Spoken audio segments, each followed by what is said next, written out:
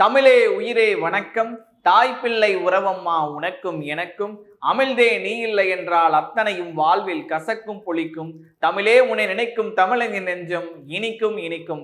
கவிஞர் காசி ஆனந்தனுடைய வரிகள் இது. சரிங்களா? இன்னைக்கு நம்ம மரபு தொடர்கள்ல 4வது சீரீஸ்ல இருக்கோம்.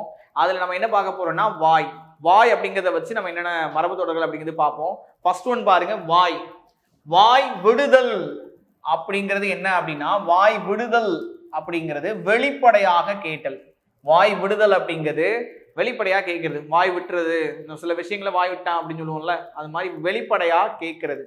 வாய் புலம்பல் அப்படின்னா பிதற்றுதல். நம்ம பேசிட்டே இருக்கும்போது தடுமாறும், வாய் புலம்பும். சரிங்களா? அது வந்து பிதற்றுதல், தடுமாற்றம். அடுத்து வாய் திறத்தல். ஒரு சில விஷயங்களை வாய் திறடா அப்படின்னு சொல்லுவோமா, இப்போ வாய் திறந்துட்டாங்க அப்படின்னா பேச தொடங்க ஆரம்பிச்சிட்டாங்க. வாய் திறத்தல்னா பேச தொடங்குதல். அடுத்து வாய் பூட்டு, பேசிக்கிட்டே இருக்காங்க, வாயை பூட்டணும் அப்படின்னா, வாய் பூட்டுனா அவங்கள பேச விடாம தடுக்கிறது, பேசாது தடுத்தல். வாயில் மண் போடுதல். மண்ணை போட்டாலே என்ன அர்த்தம்? கேடு விளைவிக்கணும்னு அர்த்தம், தீங்கு செய்யறாங்கன்னு அர்த்தம். ஓகே, இது போல நம்ம இன்னும் சில வேர்ட்ஸ் எல்லாம் பார்ப்போம். நன்றி, வணக்கம்.